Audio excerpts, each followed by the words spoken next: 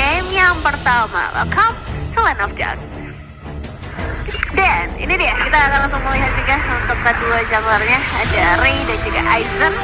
Apakah semua untuk ngamanin langsung ke area Perboba. Biasanya akan ada perebutan sama order dan perbedaan dari kedua jungler kali ini adalah yang satu mengambil arah fighter, yang satu lebih ke arah assassin. Jadi mobilitasnya ya, yang pasti akan jauh berbeda. Tapi Martis menurut aku juga punya power yang besar banget sih sebagai seorang jungler fighter, karena dia bisa menghilangkan beberapa efek dari bermain GPX nantinya, misalnya seperti upgrade yang bertahan, dan sekarang bahkan itu wonder berhasil diamankan oleh seorang Aizen.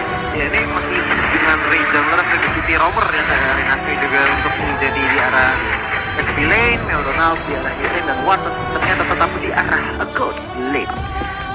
Masih belum ada terlalu banyak yang berubah ya, tapi Sad Boy dengan satu variasi terakhir mencoba untuk melarikan diri terlebih dahulu, tapi Rizky datang dengan waktu yang kurang tepat.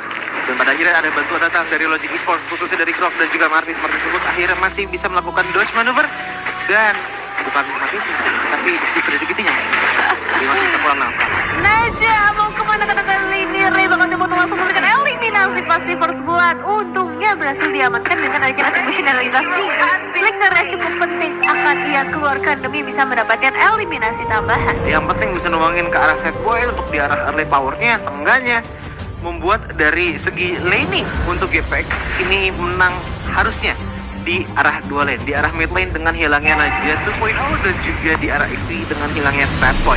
Sementara kalau kita melihat ke arah bottom lane, DY sepertinya sudah mulai agak terpressure oleh Brody dari Watt ya, dengan darah yang tinggal tersisa setengah, bahkan enggak seperempat banget yang ditutup, dan juga ditutup dengan adanya total memory. Oh kill loh, berhasil diamankan di bagian bawah ya oleh seorang Watt, dan kali ini sangat memang bakal coba untuk mencari target apakah Wattnya akan responskan, tapi dia baru saja akan langsung ke dalam level yang keempat. Reward pasti sudah mulai dibuka juga oleh seorang Meldonal, dibalaskan langsung dengan IMU-nya, tapi para pemain dari CPS sudah mendapatkan eliminasi yang cukup banyak. Rinasvi mencoba untuk bertahan hidup sekuat mungkin, dan Sad Boy masih bisa selamat. Begitu juga untuk seorang Rinasvi, tapi pada akhirnya masih ada beberapa efek burning ya yang masuk ke arah seorang Sad Boy. Mungkin tadi dari Nevin nggak notice ya, tapi sebenarnya tadi Ferrero Cutie kayaknya udah dapat game sense bahwa kayaknya ada yang bersembunyi di rumput. Ya ternyata ada Najak 2.0 yang udah nungguin dia. Jadi pas banget kayak baru keluar hidung ya, dia langsung belok, belum keharten ke kiri untuk menghindari adanya yang tumbang dari teman-teman GPK. Betul saja, hingga menit ketiga 5 kill point dapatkan dengan 0 dash dari GPK. Ini dari Logic Esports harus benar-benar berusaha, dan buat kalian juga harus berusaha untuk dapetin tiket, karena Snapdragon Mobile Challenge Finals MLBB akan diselenggarakan secara offline di Istora Senayan, dan tiketnya cuma 20.000-an aja, langsung dapetin di ESL.gg/SPS MLBB tiket. Oke, balik lagi ke dalam game dimana di arah mid lane Sad Boy dan juga Najia sedang berkumpul, tapi belum ada manuver lebih banyak lagi. Oke, satu tackle diambil oleh Logic Esports, tapi melihat dengan ada satu tackle diambil itu kan dengan 5 kill point, harusnya ini tetap menjadi salah satu hal patut dikhawatirkan sih oleh Logic Esports. Apalagi sekarang Najia mencoba untuk melarikan diri terlebih dahulu, lagi diincar dengan adanya Lancelot, dan ditutup jalannya dengan adanya Grok yang dengan barriernya membuat ataupun memaksa Ray untuk tidak bisa terlalu agresif untuk di menit kali ini.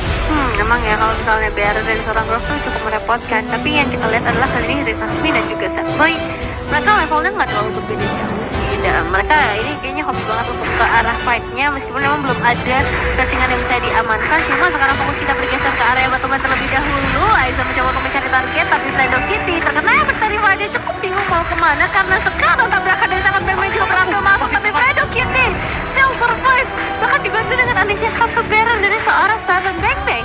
Wah, itu dapat asar dari Shunpo yang benar-benar bagus banget sih, membuat dia pun masih bisa hidup sampai di menit kali ini. Bahkan tadi kalau kita lihat ya, untuk dari segi potensi, apalagi kalau sekarang gimana Sad Boy dengan adanya Ray juga dua berikutnya kita sudah nyalakan mencoba untuk melarikan diri, pada akhirnya masih bisa melarikan diri dari Sad Boy-nya.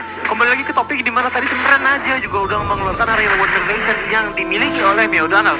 Tapi ternyata dengan adanya Sunpo yang dimiliki oleh Cho, apalagi tadi yang benar-benar dirasakan banget, ditambah lagi Mafiker, membuat jaraknya cukup jauh dan membuat dia survive hingga sekarang. Dan out of nowhere, Rinasvi Beratov mulai mendapatkan killing spree. Sakit banget palunya, begitu juga untuk seorang Fredo Kitty yang terkena beberapa tembakan dari seorang Dexter kali ini, membuat dia harus coba Dan ya satu ice cream juga udah diamankan oleh seorang Mio Donalds. Jadi efek slowingnya akan lebih terasa lagi untuk para pemain dari Logic Esports. Apalagi sekarang GPX Ray sudah mendapatkan satu outer turret di area top lane yang akan mempercepat lagi jalur rotasi mereka.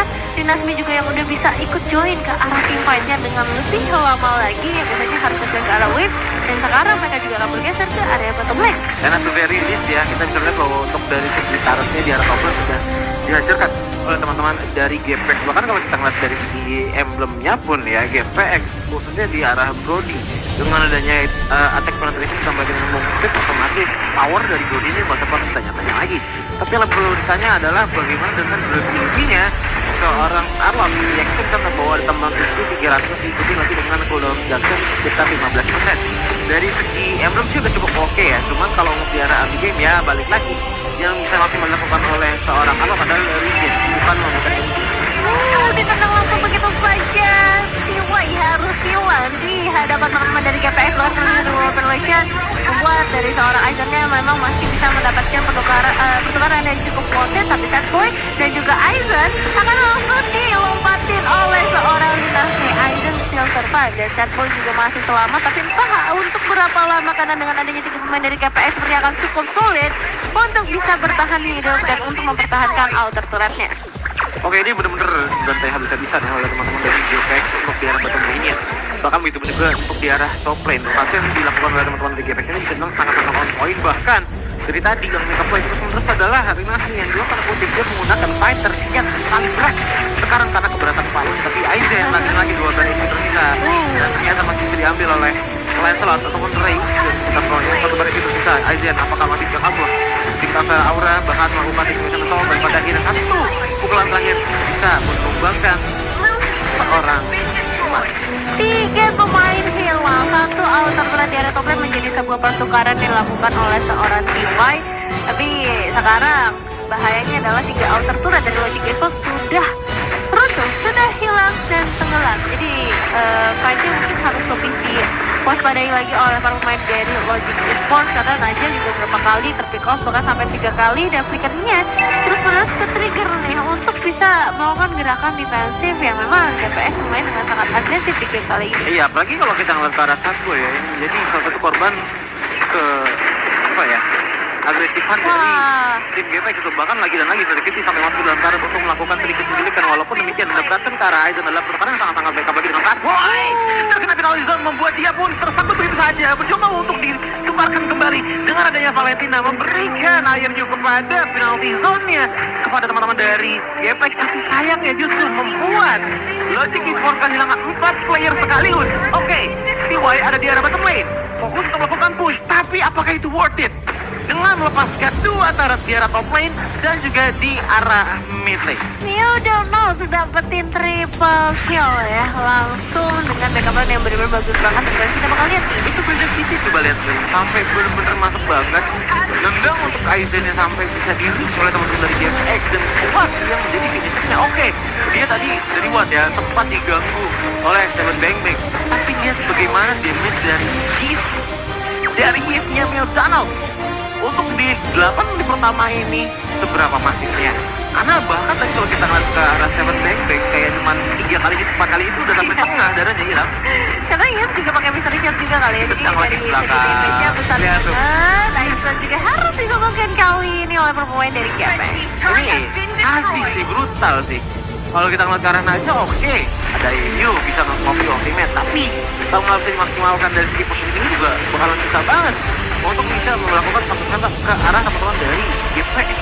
Ya, kita tinggal menunggu aja sekarang lotnya udah berhasil diamankan oleh seorang Ray, dan juga berhasil juga sebenarnya dari seorang TY harusnya udah mulai memberikan efek yang cukup besar, tapi perbedaan goalnya udah terlampau cukup jauh sih, sangat jauh bahkan bisa dibilang, karena udah sampai ke arah 10.000 dolar di area top lane. Harusnya bisa menunggu sampai ke area base turret nantinya aja, masih menunggu momentum yang tepat untuk bisa ngebuka reward vibration yang baru saja ia curi. Tapi fokus utama dari seorang Valentina adalah untuk bisa ciptain efek Terrify supaya nantinya backupan damage yang masuk dari seorang TY-nya bisa menumbangkan 1 sampai 5 pemain. Itu bakal jadi bagus banget dari Logic Ini Esports. dia udah mulai masuk juga teman-teman dari GPX untuk di arah mid lane. Rinasmi lagi dan lagi selalu mengayunkan palunya kepada tempat yang tidak semestinya, ke dalam rumputan, karena teman-teman dari Logic Esports juga, dan pada akhirnya Dinasti pun menjadi sebuah frontliner bagi Lord yang berjalan di arah top lane, bahkan di arah bottom lane pun gimana lah kalau mencoba untuk melakukan juga Aizen dengan memakai koil yang mencoba untuk menahan beberapa premat agar tidak bisa masuk ke dalam ini ketat dari Lord. Dipagerin sama Seven Bang Bang ya, dan itu ngebuat memang kali ini Berserknya masih cukup aman, tapi wave Dinasti udah mulai masuk dan Dinasti bisa langsung loncat pedang misalnya kalau karena 3 pemain dan bakal langsung dieksekusi. Masih ada perlindungan yang dimiliki oleh seorang Dinasti membuat basic duet dari seorang jiwanya belum bisa maksimal. Oke, dan lagi final slash dilakukan oleh seorang Atla, tapi lagi dan lagi Sad Boy pun dengan menggunakan Tenacity tidak memiliki damage yang begitu besar, bahkan tendangan pun dilemparkan ke arah Seven Bang Bang dengan 1 bar HP tersisa membuat dia pun langsung pulang gitu saja.